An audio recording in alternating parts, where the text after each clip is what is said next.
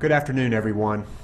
Hurricane Dorian's power has arrived in North Carolina with wind, rain, and tornadoes lashing our state. We are feeling the storm's force, but it has only started. We have a long night ahead of us. Everyone needs to stay in a safe place and off the roads until the storm passes.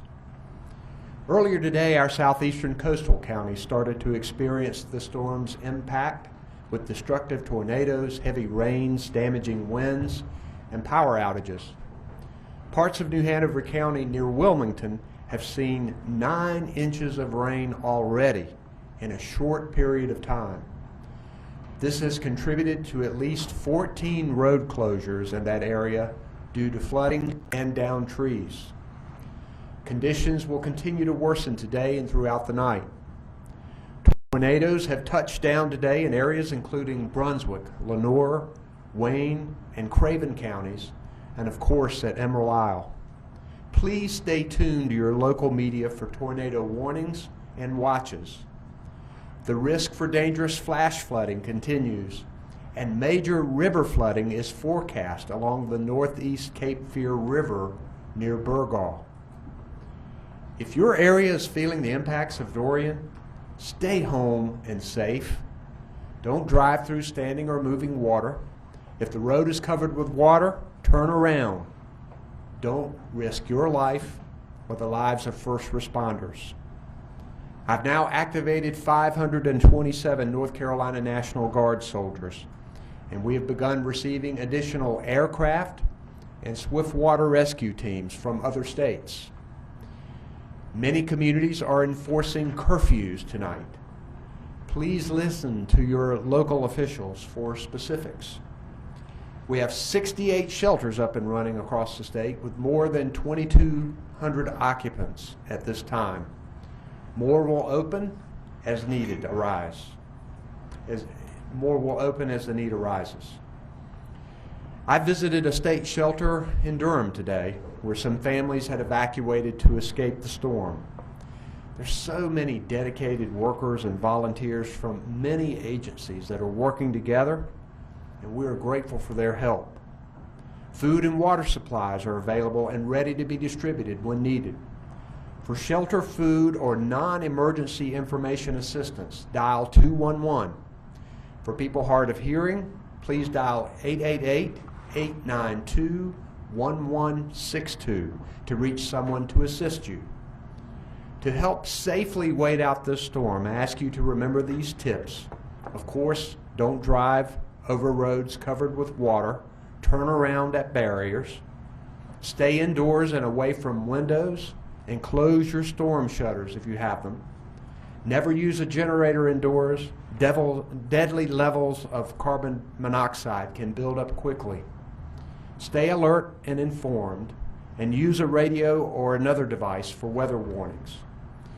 You can stay informed by visiting readync.org for emergency information or drivenc.gov for road conditions. And if you want to donate your time or financial assistance, please go to nc.gov/donate.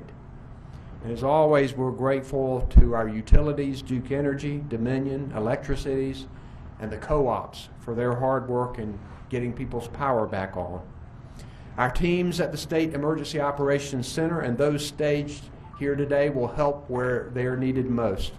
And they are ready to move into action when needed with response and recovery with Hurricane Dorian. I have leaders here to talk to you. This afternoon we have Emergency Management Director Mike Sprayberry, Public Safety Secretary Eric Hooks, our Department of Transportation Chief Engineer Tim Little, North Carolina National Guard General Jim Ernst, State Highway Patrol Commander Colonel Glenn McNeil, our FEMA Federal Coordinating Officer Libby Turner is with us, Katie Webster, our meteorologist, is with us.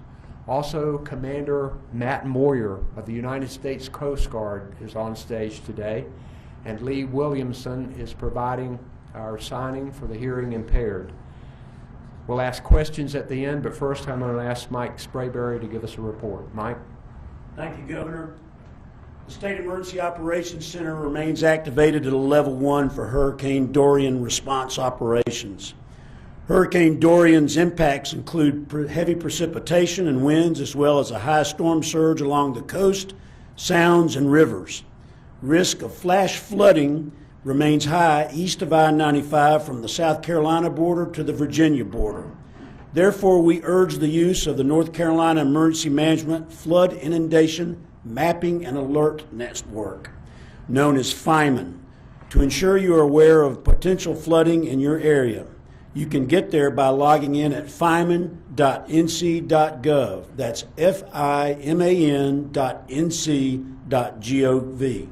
You can sign up to be alerted by text or email by FIMAN when rivers or streams begin to rise near you. We continue to increase our flood fighting inventory of swiftwater rescue teams, National Guard, high water vehicle teams, urban search and rescue teams, ambulance strike teams, and aircraft. We will continue to experience our greatest impacts for Hurricane Dorian for the rest of today and tomorrow. We urge everyone in the impacted areas to stay in a safe place and off the roads. Always follow the instructions of your local officials. Our response assets are now fully staged and prepared for an aggressive response. We're also working on a detailed post-storm preliminary damage assessment plan, and several members of the State Disaster Recovery Task Force have already met at the State EOC and are working on a rapid transition from response to recovery. Our utility partners are well positioned for power restoration operations as soon as the storm passes. We have begun to draw resources from the FEMA Incident Support Base at Fort Bragg. We want to thank FEMA for being here. Our state medical and general population sheltering operations continue, and we can support pet sheltering as well. In closing, let me thank our local partners for all of their hard work during this storm as they work together to protect their residents, and again to remind everyone to follow the instructions of their local officials. Thank you, Governor. Thank you, Mike. North Carolina Highway Patrol Commander Colonel Glenn McNeil. Thank you, Governor. I would urge everyone, please heed the safety precautions that have been given by first responders, local and state leaders. First responders have already assisted drivers who have made poor decisions. As heavy rain across our state continues to impact our roadways will be diminished to be able to drive safely on them. Attempting to drive during the height of a storm should be completely avoided. Strong winds, heavy rain, and flooded roadways will lead to treacherous driving conditions throughout the day. Risk will intensify overnight. The ability to identify hazards will decrease due to limited visibility. As the storm moves north across the eastern portion of our state, it is anticipated that several roadways will become impassable due to flooding waters. With this in mind, under no circumstances should you attempt to travel around barricaded roads through standing or running water. Keep in mind just 6 inches of water is enough to knock a person down, and 1 foot of moving water can sweep a vehicle away. Downed trees and power lines, along with other roadway debris, will create a hazard for driving conditions. Residents are encouraged to stay updated by monitoring their local media outlets, radio programming, and information available to them on our Ready NC app. I would also like to emphasize, please do not call 911 or Star HP for any reason other than an emergency. For updated roadway conditions, please visit drivenc.gov. Thank you. Thank you, Colonel. And now Department of Transportation Chief Engineer Tim Little. Thank you, Governor. As was alluded to earlier, conditions across the coastal areas have deteriorated over the last few hours. Currently, we have 17 current closures across that part of the state, 4 U.S. routes.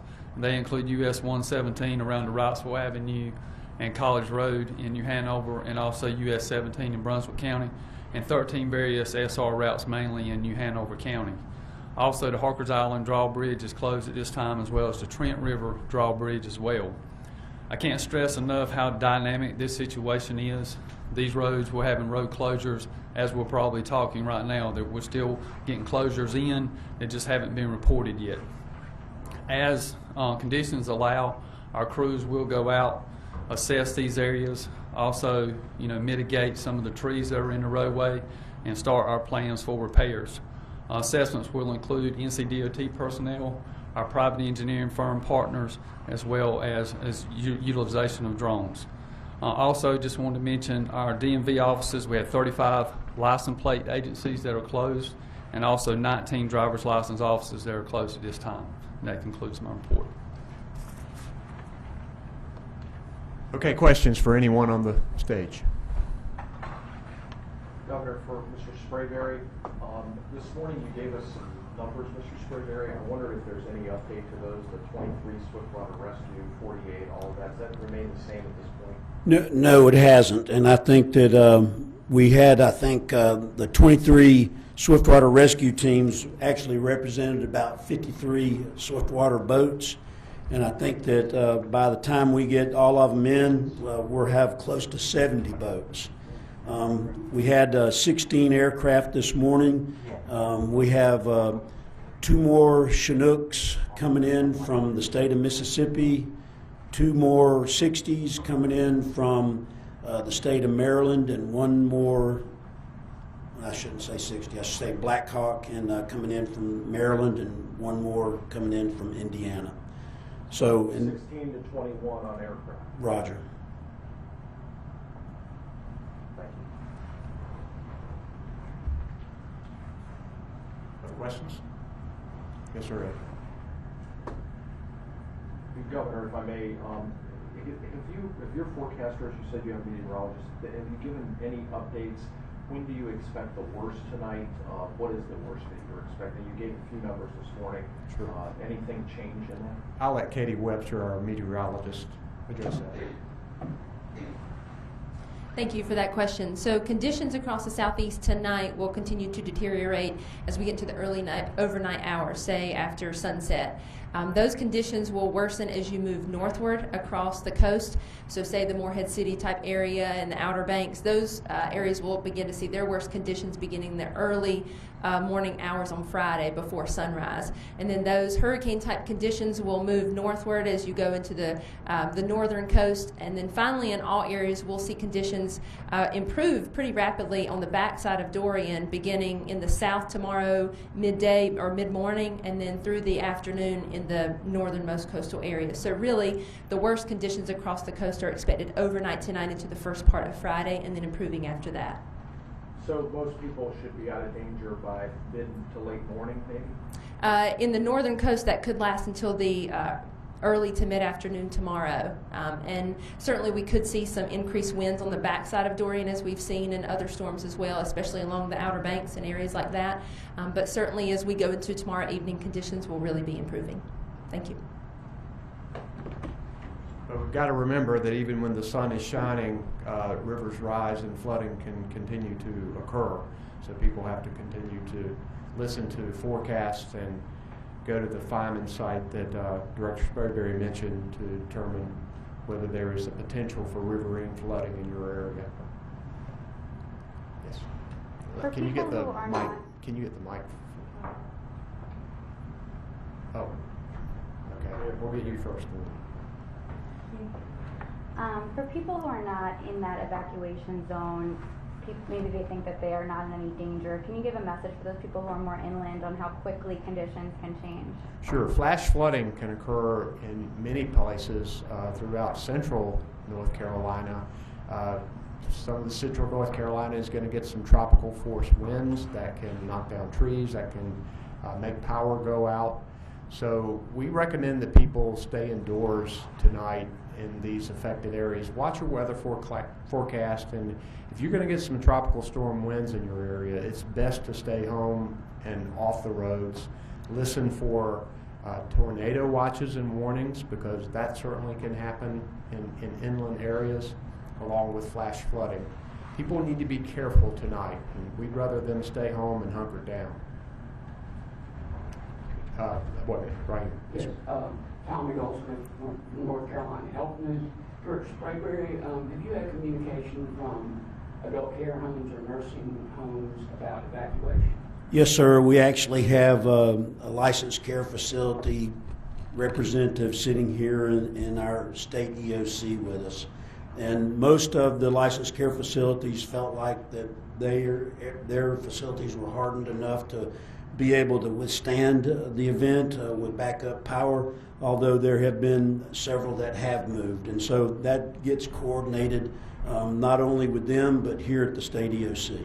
About how many do you know? I don't know right off the top of my head. Thanks. We've got about 30 occupants in our medical shelter, right? We do, sir. About 30 occupants in the medical shelter in Clayton right now. Yes, What sir. is the best guess on tornado threat as far as how far west that is likely to extend, and then the hours of the most significant danger of that sort of cyclonic weather? I'll throw that back to meteorologist Katie Webster. Thank you, Governor, and that's a great question. So as you know, we've seen the tornadic activity increase through the morning hours, and we've had numerous warnings across the southeast. I believe that tornado watch has been reduced a little bit to include now portions of the eastern Piedmont and just central portions of the coastal plain. I believe that's in effect through tonight. But that threat for tornadoes will continue into the evening hours and probably into the first part of tomorrow. Certainly we do have that risk of seeing tornadoes into the first part of tomorrow as those outer bands of Dorian move northward. And our message to people would be to make sure you stay close to your NOAA weather radio, have multiple ways to receive warnings, and if a warning is issued for your area, to take cover pretty quickly, as tornadoes in tropical cyclones can spin up very quickly and with little notice. Thank you. Other questions? Yeah. Yeah, one more, Governor, for Mr. Sprayberry. First of all, the Feynman site. Can you explain again, say what those letters stand for, and explain to people? I take it this is a good way for people in areas prone to flooding or in river areas to monitor when they might get floodwaters. Right, the Flood Inundation Mapping and Alert Network, and that's fiman.nc.gov. We have a large number of river gauges, also down our estuaries as well, to where we collect that data. It goes into the website, and we're able to use predictive analysis and model when we think floods are going to be happening, give the depth of the flooding, the length of the flooding, the duration rather. And so it's good information. All you have to do is plug your address in, and it'll provide you with that information. They helped us significantly with Florence after Matthew. More gauges were installed, and we're scheduled to have even more Yes, sir. gauges installed as well. Further questions? All right, we will probably reconvene for another hearing at about 10 o'clock or so.